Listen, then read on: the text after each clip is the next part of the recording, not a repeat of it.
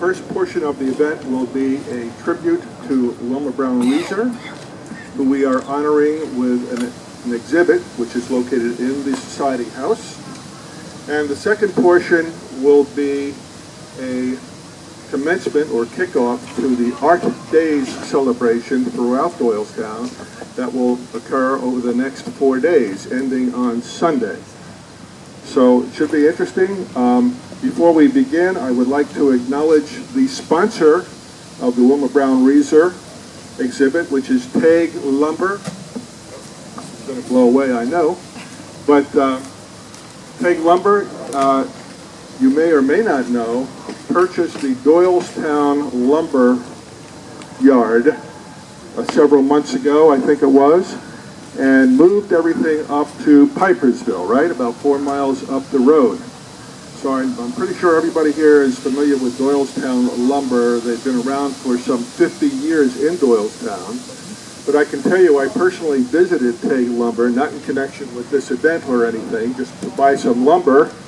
And Tag Lumber in Pipersville is every bit and more than Doylestown lumber was. It's a terrific facility, and I would encourage you to visit them. Certainly if you were a customer of Doylestown lumber, I think you will be happy with Tag Lumber. Okay, audience members, before we begin, I'd like to acknowledge some people in the audience. First of all, there are some relatives of Wilma Brown Rezer, the Browns, a nephew of Wilma, and thank you very much for coming. It's great to see you here. We're going to take your picture and make you famous. Some board of directors of the Historical Society are here. Sid and Sharon Martin over here, and I saw Tina Mazahari a minute ago, right there. You were hiding behind your glasses. I couldn't see you. So, having that out of the way, we have some prominent members of the community here who will speak on behalf of Wilma Brown. Wilma Brown, just to give you some quick introductory remarks, was known or became known as Doylestown's 20th century historian. She died in 1993. She would have been 100 years old this year. She was very well known in this community, and included in her legacy are two things I wanted to mention. Hold that for a minute. One of them was a book that I put right here, and now it's not here. Where is Wilma Reezer's book? That right there. That's mine, but it'll work. The book I wanted to show you was the book that Wilma wrote. This is it, as a matter of fact, another copy. Doylestown and how it came to be, 1724 to 1980. She wrote this book, and, well, I'm not going to show you because I don't have enough hands. But what I was going to show you here is this book is handwritten in Wilma's handwriting. She insisted that it be done that way rather than typed. And it's just a reflection of how meticulous this woman was about things. This book has become the go-to book for anyone who wants to know any historical information about Doylestown. Thanks, Ken. There you go. The other thing that she was very well known for is house research, the house research program. If you lived in Doylestown and had an old house or historic in this case meaning old, that qualifies, and wanted to know a little bit about the house, when it was built, who lived there, how many ghosts inhabit the house, and things of that nature, you went to Wilma Rezer. In fact, if you read the Bucks County Herald in today's issue, there was an article about the first house that Wilma did research for. Excuse me, it happened to be Betty Strecker's house. I'll introduce Betty a little later. Betty was a good friend of Wilma. And so the first house research program was done on Betty's house in the year 1980. That program continues today under our auspices and is handled by a fellow named Kurt Spence, who is right there, who picked up the legacy from Wilma Brown Rezer and does a fantastic job. In fact, almost too good a job. His backlog now is such that we're going to have an assistant for Kurt to do this thing. And when I say house research, what is produced is about a 30-page report that goes back to William Penn's time, along with pictures and who lived there and everything else you ever wanted to know or were afraid to ask about the house you live in. And so that program is available. If you are interested in one of those things, see that man right here. He'll fix you up. As a matter of fact, I mentioned that we put an article in the Herald. We do an article every week in the Herald called History Lives. People here know that? You've seen that? We're happy to have the Herald here today.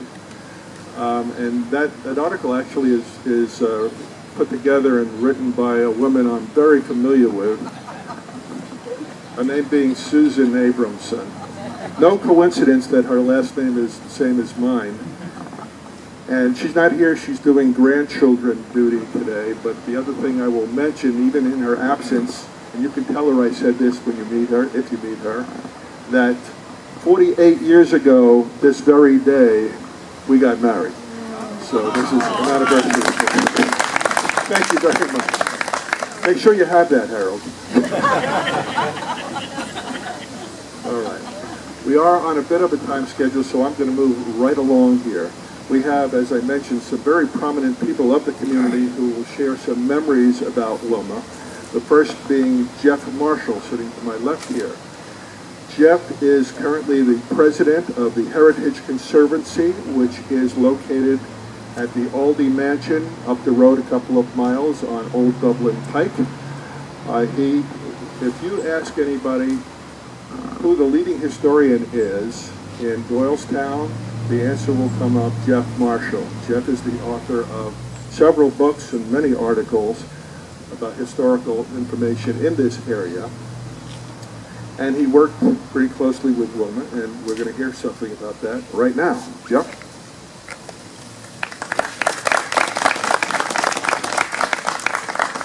Can you hear me? Oh, I'm sorry. Or do you want me to take that back from Stu? Thank you very much. And let me just correct one thing, what Stu said. If you ask someone who's a leading historian outside of Doylestown, where Wilma was the leading historian, I might accept that as an accolade. But I would never say that I would surpass Wilma's reputation as a local historian. When Betty asked me if I would come out here to talk about Wilma, I said, of course I would. So I had a couple of immediate reactions, immediate memories. One were long-handed reports. Wilma didn't type. If you ever read any of her books or any of her reports, they're all in longhand. The other thing was long fingernails. She had the most amazing long fingernails. I would say a long cigarette, but I'll be nice about that. I won't say that.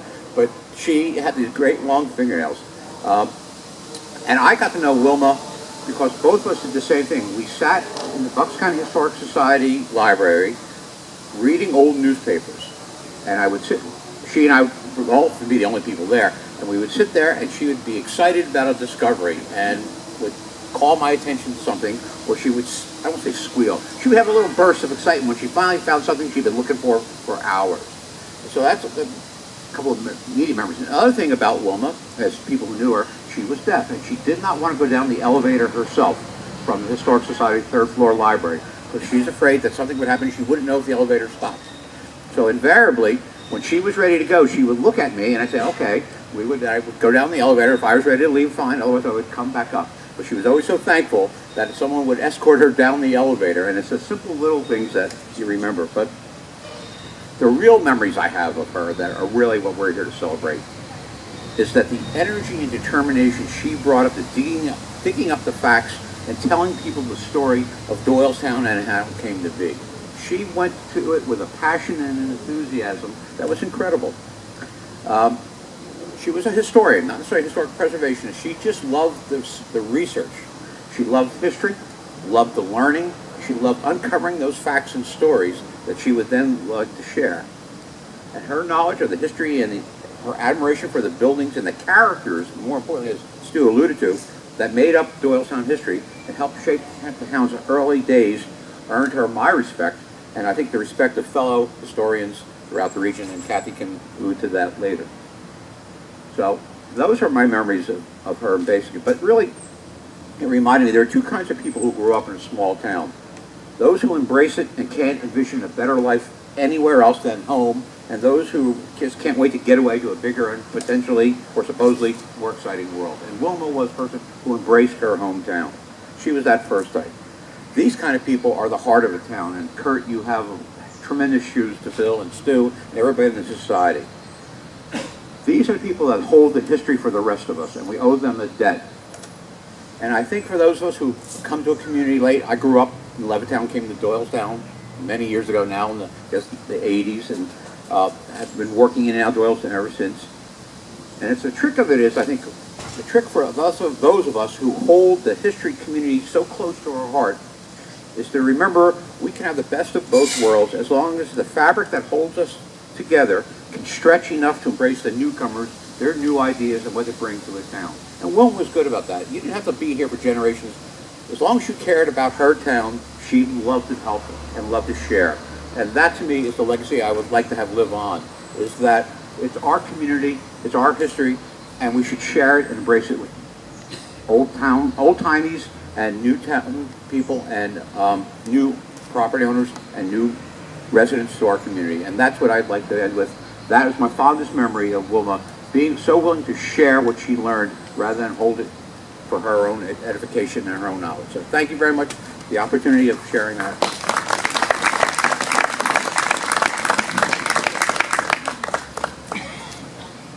Excellent. Our next speaker to my right is Kathy Auerbach. Kathy is a preservation consultant. She is a leading advocate of land protection and historic preservation. She was a primary force working with Wilma Rezer in establishing the center of our borough business district to the National Register. And so she knew Wilma very well and worked with her closely, and we'll hear about that. But in speaking with Kathy just a couple of days ago, I want to just relate something interesting that she told me just about the community. And that is, Kathy is a lifetime member of this community. Her family had a farm. The farm was located close by to Oscar Hammerstein's property across the street, was it? He farmed it, yeah. He farmed it. Well, the moral of this story is when Oscar was looking out his window and saw corn grow, he was looking at the Auerbach family's corn. And so the genesis of a corn as high as an elephant's eye was Kathy's corn. That's my father's So, corn. with that, Kathy Auerbach.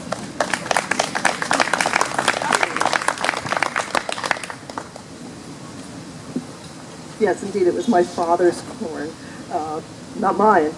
But I did picnic on the barn hill at the Hout Farm when we would take lunch to the farmers, and was reprimanded as a young child for making too much noise and running around because a special man lived across the street, and he might be working as he was standing out on his porch. But anyway. Betty Strecker handed me a sample, a small portion of what Wilma produced over the years, handwritten. All of this is handwritten material that she would write in very bold, beautiful script of recording the different properties in town. And it's just an idea of the volumes that she produced. The opportunity to meet Wilma and encourage her and work with her was something very special for me. So I did prepare just a little few comments I'm going to try and read, and I apologize for reading, but when it's something very special, I like to try and say it as well as I possibly can. But they started out with the advantage of the then Bucks County Conservancy's office in the attic of 33 West Court Street was a window that set between two chimneys. and gave a view down West Court Street out nearly to the Landmark Building. Low on the floor and arched, it offered a vantage of the day's coming and goings. And near to closing time at 4 o'clock for the office, I would glance to see a small figure making its way up the hill. Do I quickly leave or stay? The rest of the staff left. I would stay. Into the dimly lit quiet office, the figure would carefully ascend the attic stairs. Then all was aglow with her broad smile as she greeted me. Wilma was ready to tell her next story for hours. She started with her own little house and nomination to the County Register in 1978.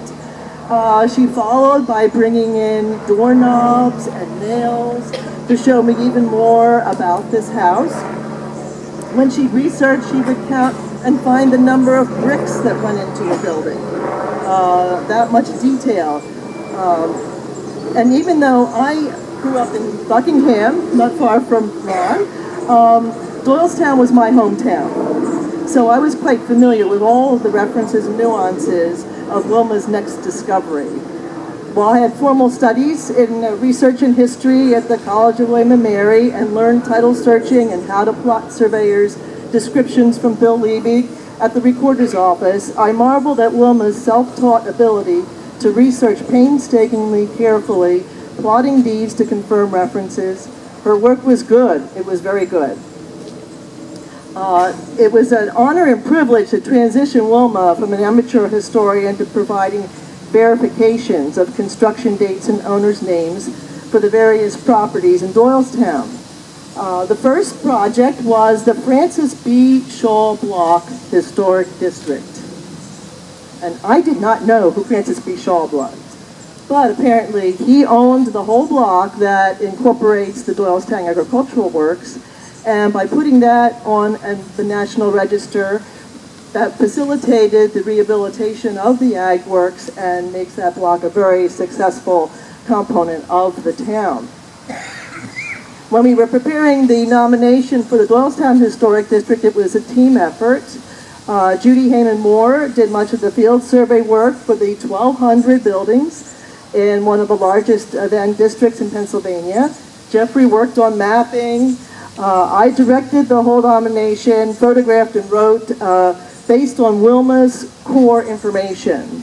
Every week she would arrive with 10 to 15 more verifications, and we would pay a small fee, which she really appreciated greatly.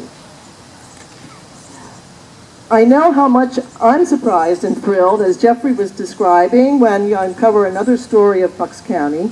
Subtle and hidden at first, the beautiful history unfolds and captures you. So too with Wilma, who became enthralled with each project. But a researcher needs an audience. I was happy to be that audience. I'm sure many others here had that privilege as well. Often inconvenient timing, or as I wanted to complete something else, I realized as I patiently sat that this little lady, who looked actually a little forgotten and without meaning when I first met her, blossomed into a well-groomed, confident advocate for history. Bright manicured nails, hair set with combs.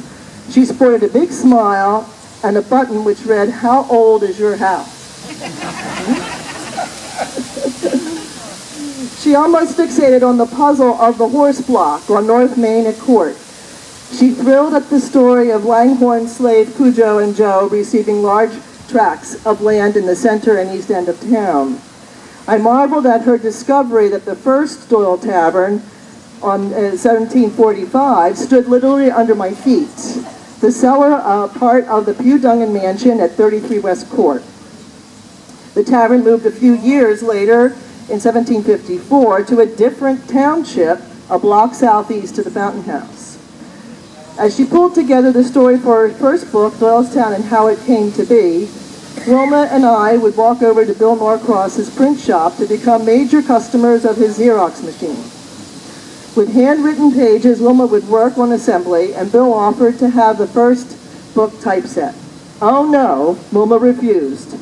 For how could she emphasize something important without script, capitals, underline, margin writing, an asterisk galore, let alone all the hand-drawn maps. Then came Bill's second recommendation. How about having James Michener write the preface? Oh no.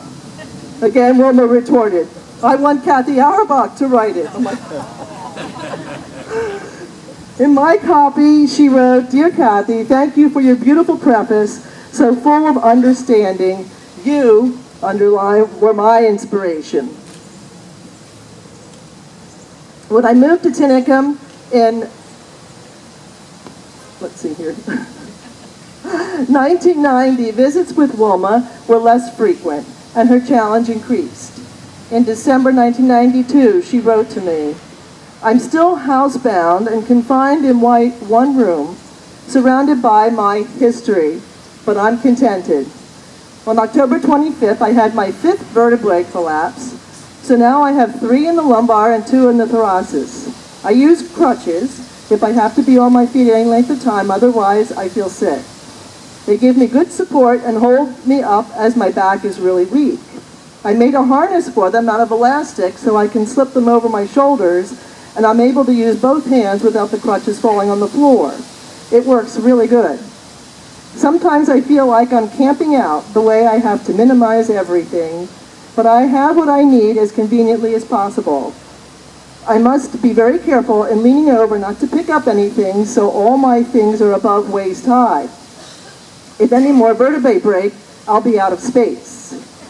Jean Dawson is doing a good job with our researching, has practically taken it all over. If I can offer any knowledge or news articles to add to the searches, I give it to her and she types it on her computer for the customers.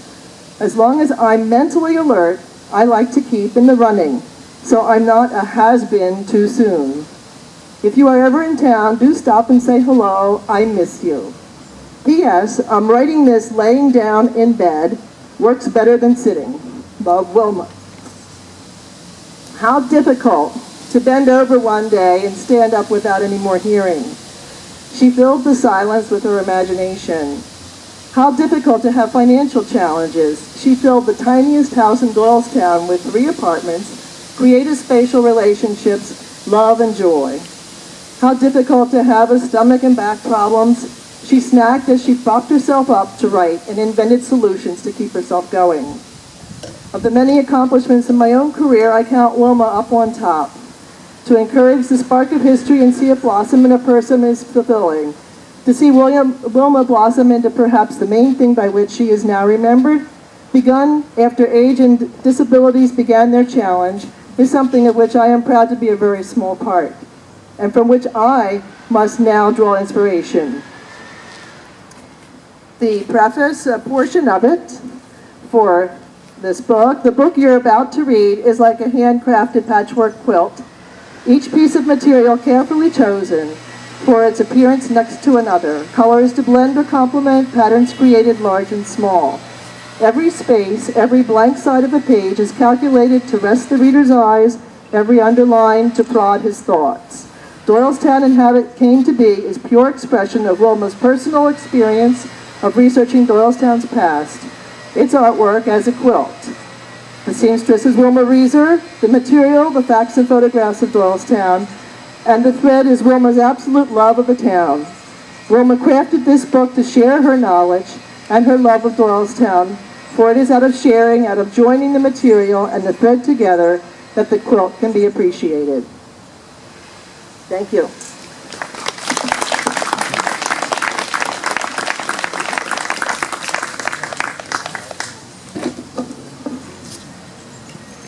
Thank you, Kathy.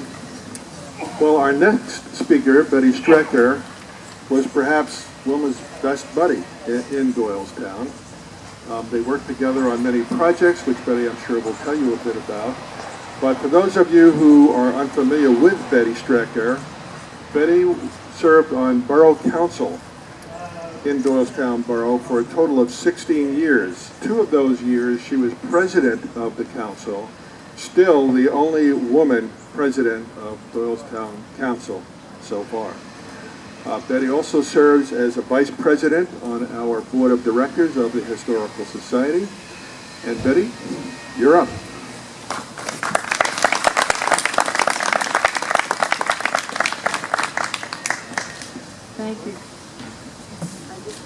up because I wanted to share some of the other publications that Wilma did. She was my friend. We did a lot of things together. She was always there to help me. Regardless what project, sesquicentennial, whatever we worked on, she was there to help me. She always had ideas. She was a very creative, highly intelligent person. As you can tell what Kathy said about how she dealt with her illnesses and so forth. I just wanted to share with you one of our projects we did together. This is Wilma in 1984, when the Doylestown Community Association was created in I think it was 1979. She right away started to help us in every way she could. I would do the newsletter, and she would do research for me and give me articles. In fact, I have a whole list of articles that she wrote about the town buildings and the people. And Fletcher will have that list, and if you would like to have a copy of the list, he'll send it to you. And if you want a copy of an article, I have a copy of every one that she wrote, and I could send it to you. As I say, it's an education in itself. Her working time in life was important because she didn't get a lot of Social Security and when she was eligible, so she had to find jobs to do. And here's one of the books that she put together. It's called Our School, Corner Abroad and Court. And she always hoped that they would use this as a lesson in school. It never quite worked out, but it's a wonderful booklet. And she also did one on the Boys Brigade, which she gave away when we bought a book that Kathy showed you. She gave you this, which the Boys Brigade is a famous part of Doylestown. How it was prior to the Boy Scouts of America. And this gentleman who started it, George Murray, he paid for all of their equipment. So it was a wonderful time for the boys of Doylestown. And then there was one more book that she wrote, and this was her very first one that she wrote. And this was 165 West Oakland, the home that she spent most of her life in. It was her mother who bought the house, and then she inherited it in 1971. And this is just one house. Look at all the research she did. Every page handwritten. Her working career was kind of interesting too. She worked for Milt Rutherford. I know my high school portrait was oil painted, and that's what she did for Milt Rutherford. And then she worked for County Linen, which many of you may remember the County Linen store. She was a sewer, and she came to my house to alter some curtains that I had bought from County Linen. And then at the top, she would hand sew where that curtain should go. So when they were washed, I would put it back in the same position. Now, I never saw that before, but that was Wilma. She was so creative. And then eventually, she worked on the historic district. Because she didn't make a lot of Social Security, she always had to worry about making money. And she also started a business called Rockabye, and it's a baby store. She would do bastinets. She would do all the sewing, all the frills and everything, and no two were exactly alike. And I have never seen one, but I've seen pictures of them. They were just gorgeous. In fact, she evidently sold one to Pearl Buck because there's a letter somewhere about that. And she was with Rockabye. She had a Rockabye store. It was in two positions. It was on Main Street, and then it moved out to Blueberry Hill, out in the township. And she did this 11 years until one day she woke up and she had lost her hearing. And we all think it had to do with her vitamin deficiency, and that's why that happened.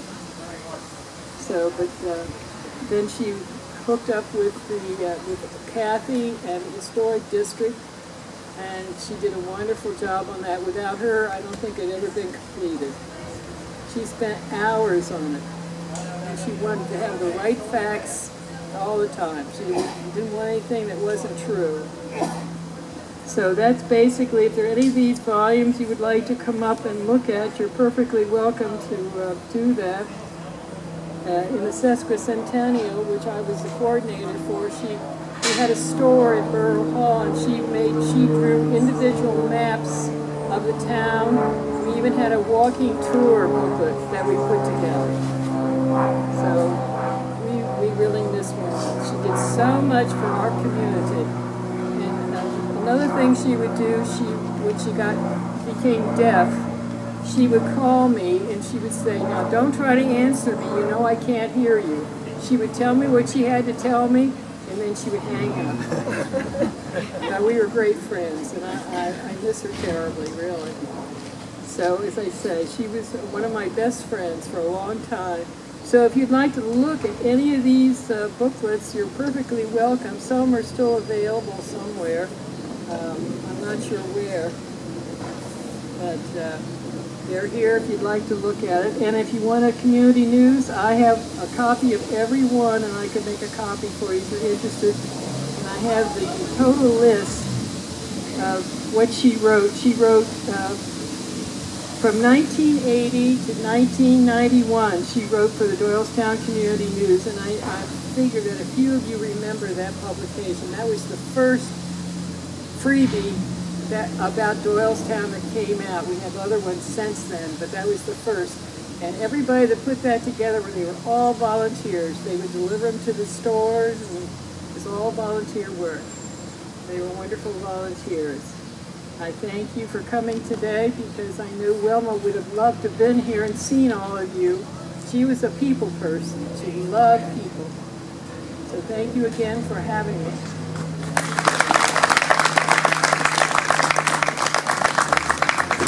Thank you, Betty.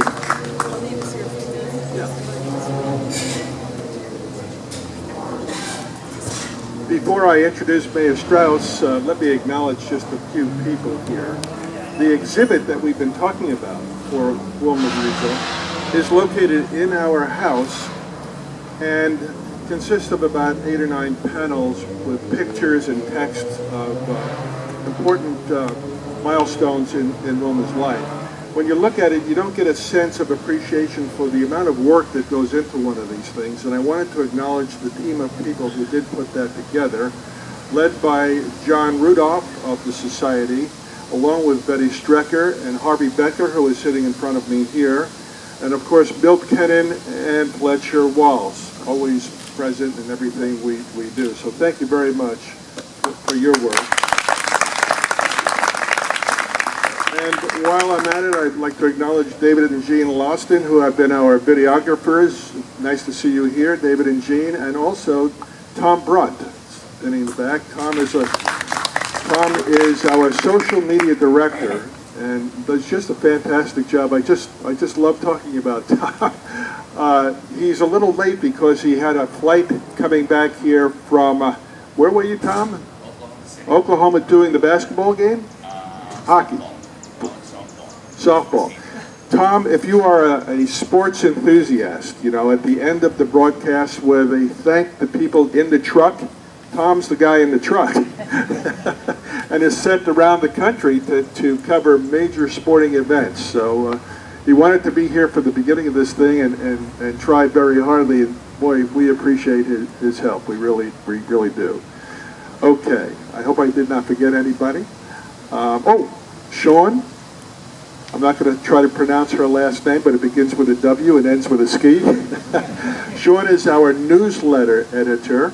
And if you are members of the Society, which I hope you are, today in the mail you would have received the latest newsletter.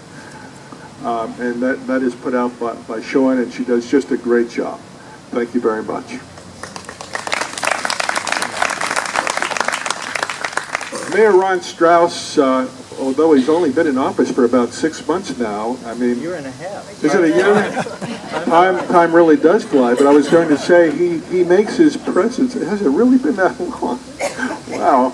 But Ron certainly makes his presence known around town. It's just doing a great job. I mean, he is involved in anything involving this town.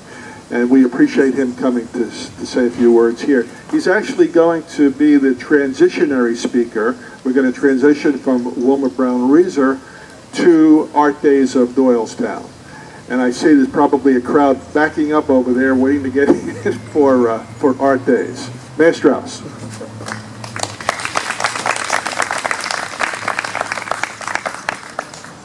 I'm not Italian, but I don't think I need this. I need to talk with my hands a little bit. I have a plaque on the front of my house, which I am very, very proud of.